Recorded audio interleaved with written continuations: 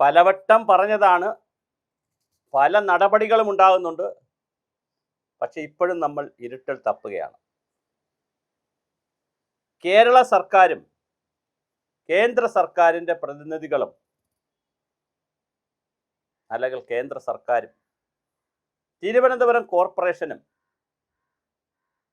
വളരെ കൃത്യമായ ഒരു മാസ്റ്റർ പ്ലാൻ ഉണ്ടാക്കിയേ കഴിയൂ മാലിന്യ സംസ്കരണത്തിന്.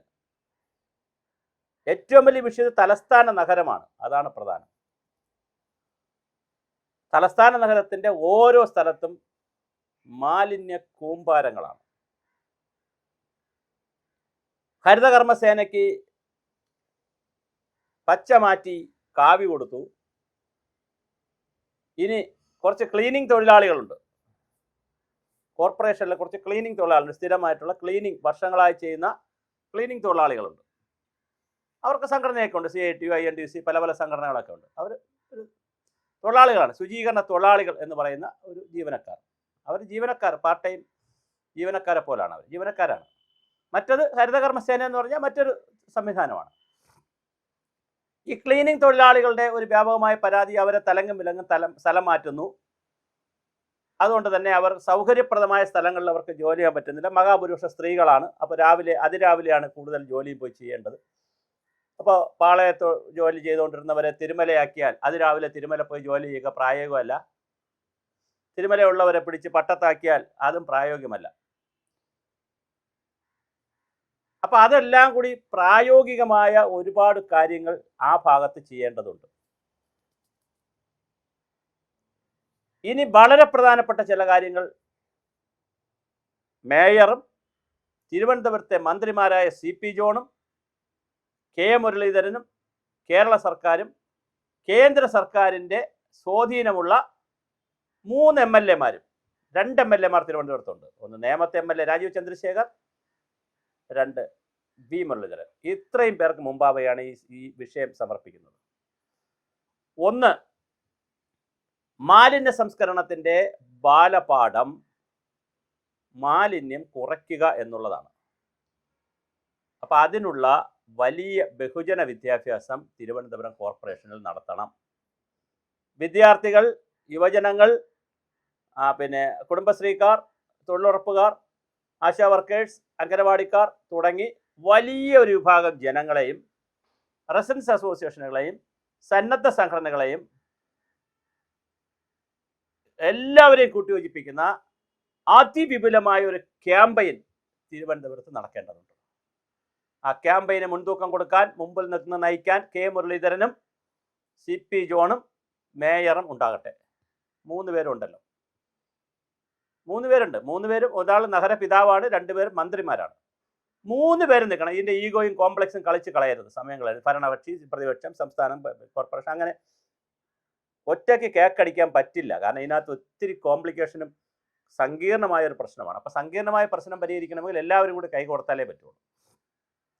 അതിവിപുലമായൊരു നല്ല തിരുവനന്തപുരത്തിന് വേണ്ടിയിട്ടുള്ള ഒരു നല്ല നാട് ക്യാമ്പയിൻ നടക്കട്ടെ. ആദ്യം നല്ല വെള്ളം, ശുദ്ധമായ ജലസ്രോതസ്സുകളുടെ ഒരു ക്യാമ്പയിൻ നടക്കണം. 2, മാലിന്യം ആളുകൾ കുറച്ച് ഉണ്ടാക്കാവൂ എന്ന് പറയുമ്പോൾ പ്ലാസ്റ്റിക്കിൻ്റെ ക്യാരി ബാഗാണ് ഒരു പ്രധാന വില്ലൻ. അതിന് പകരമുള്ള പേപ്പർ ബാഗിൻ്റെ യൂണിറ്റുകൾ അടിയന്തരമായിട്ട് ആലോചിക്കണം. ഒരു 5, 10, 15 യൂണിറ്റുകളായാലും കുഴപ്പമില്ല. പാള കൊണ്ടുള്ള യൂണിറ്റുകൾ ആലോചിക്കണം, ജൂട്ട് കൊണ്ടുള്ള യൂണിറ്റുകൾ ആലോചിക്കണം.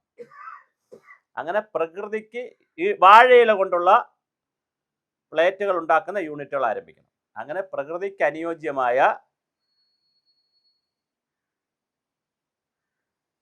വസ്തുക്കൾ കൊണ്ട്, അഴുകുന്ന വസ്തുക്കൾ കൊണ്ട് ഉള്ള പേപ്പർ ബാഗും ക്യാരി ബാഗും സംവിധാനം പോയാൽ തന്നെ പ്ലാസ്റ്റിക് ബാഗിൻ്റെ ഉപയോഗം കുറയ്ക്കാൻ പറ്റും. അത് വളരെ പ്രധാനപ്പെട്ട ഒരു കാര്യം. ഉപയോഗിക്കുന്ന ബാഗുകളും സഞ്ചികളും വീണ്ടും വീണ്ടും ഉപയോഗിപ്പിക്കാനുള്ള ഒരു ബഹുജന വിദ്യാഭ്യാസം ഉണ്ടാകണം. ഒരിക്കലൊരു സഞ്ചി വീട്ടിൽ കൊണ്ടുപോയി ആ സഞ്ചി തന്നെ കൊണ്ടുപോയി അടുത്ത സാധനം വാങ്ങുന്നതിനുള്ള വലിയ ബഹുജന വിദ്യാഭ്യാസം ഉണ്ടാവണം. തമിഴ്നാട്ടിൽ ചെയ്യുന്ന പോലെ പ്ലാസ്റ്റിക് ബോട്ടിലും അതുപോലത്തെ സാധനങ്ങൾ തിരിച്ചു കൊടുത്താൽ പൈസ കൊടുക്കണം. ഞാൻ ഒരു പ്രാവശ്യം നമ്മളൊരു വീഡിയോ ചെയ്തതാണ്. തമിഴ്നാട്ടിലെ കടൽ തീരത്ത് ഒരു ഡോൾഫിൻ്റെ ചിത്രം വെച്ചിട്ടുണ്ട്, ഒരു പ്രതിമ വെച്ചിട്ടുണ്ട്. പ്രതിമയുടെ വായിലൂടെ ഡോൾഫിൻ്റെ വായ്ക്കകത്തൂടെ കുപ്പിയിട്ടാൽ, പ്ലാസ്റ്റിക് ബോട്ടിലിട്ടാൽ താഴെ നിന്ന് വയറ്റിൻ്റെ ഭാഗത്തുനിന്ന് ഒരു സഞ്ചി ഇറങ്ങി വരും. ഓട്ടോമാറ്റിക് മെഷീനാണത്. അത്തരത്തിൽ പ്രോഡക്റ്റുകളെ പിടിക്കുന്നതിനും പകരമുള്ള ഉൽപ്പന്നങ്ങളും ആലോചിക്കണം, ഗൗരവമായി ആലോചിക്കണം. വീടാന്തരം വളരെ കൃത്യമായി മാലിന്യ സംസ്കരണം നടക്കുന്നു എന്ന് ഉറപ്പാക്കണം. പൊതുമാലിന്യം സംസ്കരിക്കുന്നതിനുള്ള കൃത്യമായ ഒരു ഫാക്ടറിയെക്കുറിച്ച് ഗൗരവമായി ആലോചിക്കണം. സിംഗപ്പൂരിൽ ടൗണിൻ്റെ അടുത്താണ് ഫാക്ടറി. ആ ഫാക്ടറി ഇരിക്കുന്ന സ്ഥലത്ത് പ്രൊഫസർമാരുടെയും ലെക്ചർമാരുടെയൊക്കെ വലിയ ബിൽഡിങ്ങുകളുമുണ്ട്, വില്ലകളുമുണ്ട്. മണവും നാറ്റവും ഗ്യാസും ഒന്നും ഇല്ലെങ്കിൽ, വളരെ പ്രോപ്പറായിട്ടാണ് പ്രോസസ്സ് ചെയ്യുന്നതെങ്കിൽ എവിടെ വേണമെന്ന് വെക്കാം. വിളപ്പിശാല ഫാക്ടറി തോറ്റതല്ല, തോൽപ്പിച്ചതാണ് നമ്മൾ പറയേണ്ട കാര്യങ്ങൾ ചെയ്തില്ല. കരാറുകാരും ഗവൺമെൻറ്റുകളും കോർപ്പറേഷനും എല്ലാവരും കൂടെ ഒത്തുകളിച്ച് അവിടെ നടത്തിയ ഗൂഢാലോചനയുടെയും ലാഭനഷ്ടങ്ങളുടെയും കഥ കൊണ്ടാണ് അതങ്ങനെ സംഭവം. ചില ഫാക്ടറി നഷ്ടമായില്ല, നന്നായി ഫാക്ടറി നടത്താമായിരുന്നു. പിന്നെ ഫാക്ടറിയുടെ ലൊക്കേഷനും കറക്റ്റ് ആയിരുന്നില്ല, അങ്ങനെ ഒരു പ്രശ്നമുണ്ട്. ലൊക്കേഷനും കറക്റ്റ് ആയിരുന്നില്ല, നടത്തിപ്പിച്ച് കൊന്നതാണ് ആ ഫാക്ടറിയെ. അപ്പോൾ കൃത്യമായ സെൻട്രലൈസ്ഡ് പ്ലാന്റിനെ കുറിച്ച് ചിന്തിക്കണം, മിനി പ്ലാന്റുകളെ കുറിച്ച് ആലോചിക്കണം. എല്ലാം കൂടി സെൻട്രലൈസ്ഡ് പ്ലാന്റിൽ കൊണ്ടുവരാമെന്ന് കരുതരുത്, അതിൻ്റെ കപ്പാസിറ്റി പ്രധാനമാണ്. മിനി പ്ലാന്റുകളെ കുറിച്ച് ആലോചിക്കണം. പിന്നെ നദികൾ നന്നാക്കുന്നതിനെ കുറിച്ച് ഗൗരവമായി ശുചീകരിക്കുന്ന ഒരു ജലമിഷൻ പ്രവർത്തനങ്ങൾ തിരുവനന്തപുരത്ത് നടക്കണം. അപ്പോൾ ഒരു ഓപ്പറേഷൻ അനന്ത എന്ന് പറഞ്ഞ പോലെ ഒരു ഗ്രീൻ അനന്ത എന്നോ അല്ല എന്ത് പേരിട്ടോളൂ, പേരിടുമ്പോൾ ഈ പറഞ്ഞൊക്കെ അതിനകത്ത് ഏത് ഇഷ്ടം നല്ല അനന്ത എന്നോ, നല്ല തിരുവനന്തപുരം എന്നോ, നല്ല നാടെന്നോ, നല്ല വെള്ളം, നല്ല നാട് നല്ല വെള്ളമെന്നോ, ശുചിത്വമുള്ള നഗരമെന്നോ, നിത്യഹരിത നഗരമെന്നോ, എന്ത് പേരിട്ടാലും അടിയന്തരമായി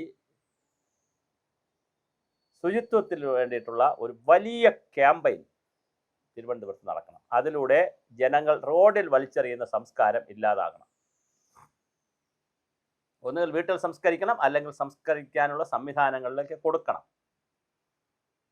പിന്നെ മാർക്കറ്റുകൾ, ഇപ്പോൾ എരുമക്കുഴി എന്ന് പറയുന്ന ചാലയ്ക്കടുത്തുള്ള എരുമക്കുഴിയിലൊക്കെ ടൺ കണക്കിന് മാലിന്യം കിടക്കുന്നതായിട്ടാണ് വാർത്ത വരുന്നത്. മാർക്കറ്റുകൾ അതുപോലുള്ള സ്ഥലങ്ങളിലുള്ള ഇത് പിടിക്കാനുള്ള സെപ്പറേറ്റ് പരിപാടി ആലോചിക്കണം. അതുകൊണ്ട് തന്നെ ഇതിൻ്റെ ഒരു ആശയ ശില്പശാല, കൃത്യമായി എന്തൊക്കെ ചെയ്യണം എന്നുള്ളതിനെ സംബന്ധിച്ചൊരു ആശയ ശില്പശാല നടത്തണം.